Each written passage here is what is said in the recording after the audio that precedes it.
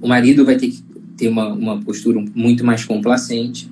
E se a gente está dentro de um relacionamento que, às vezes, a pessoa é extremamente turrona, orgulhosa e não abre mão de ter razão, ainda que ela reconheça muitas vezes que ela tenha razão, né, ela vai começar a ter que aprender a ceder de alguma forma, não em nome de perder, né, mas em nome de ajudar a esposa ali, né, a parceira que está passando por um momento difícil, né? A relação está desigual nessa fase, de alguma forma. Sim, exatamente.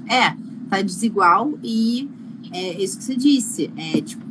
É meio que é como se não fosse a pessoa, de fato, que estivesse meio que fazendo aquilo. Inclusive, se eu não me engano, mulheres que cometem crimes estão na TPM, elas têm uma redução da pena ou enfim, né? Isso é muito sinistro mesmo, né? É meio impressionante isso. Você fala assim, caramba, até a justiça consegue reconhecer que algo acontece ali, né? Então, óbvio, que é a própria pessoa. A gente não perde a liberdade na TPM, óbvio que não, né?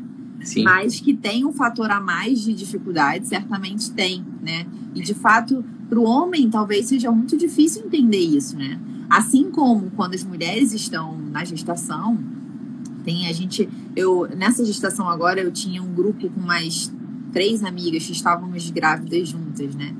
E era muito engraçado que a gente ficava conversando assim, cara, gente, eu tô insuportável, sabe? Tipo, tinha momentos assim que a gente falava, gente, eu tô insuportável, eu estou mais sem paciência, eu estou chorando mais, né? Eu tô mais sensível com algumas coisas que não me afetavam e que passam a afetar justamente por essa alteração hormonal. Da mesma maneira que acontece no puerpério, né? Que a gente, caraca, às vezes, né?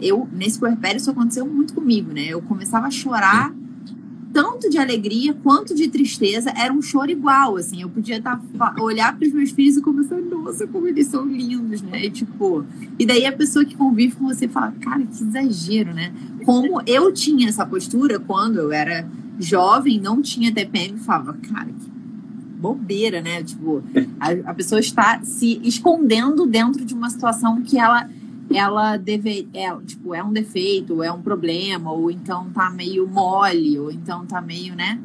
Então, de fato, eu acho que pro homem é um pouco difícil, assim, entender que é uma coisa, é um peso a mais, digamos assim, né?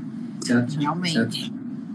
Isso já lança luz sobre esse outro problema no relacionamento, que é essa necessidade mesmo do homem entender que ele precisa ter essa postura minimamente estável diante dessas situações. Sim. É muito interessante a gente comentar isso com as mulheres, e quando as mulheres estão vendo essas lives aqui, em geral os homens estão do lado ouvindo, né?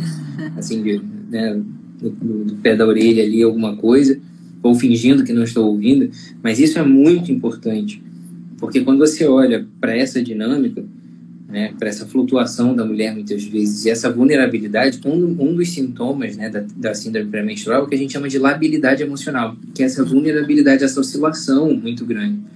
Então, é natural, isso não é uma fraqueza da mulher, é uma característica da sua existência, né? É cíclico, né? Porque depois isso acaba e realmente a coisa muda de novo. Exatamente. Né? E dá para aproveitar muito esse período também para várias outras coisas. E se o homem não sabe reconhecer isso dentro do relacionamento, muitas vezes ele entra nessa jogada e começa a ficar quase que dessa mesma forma instável também, né? E isso é um grande desperdício de tempo, na verdade.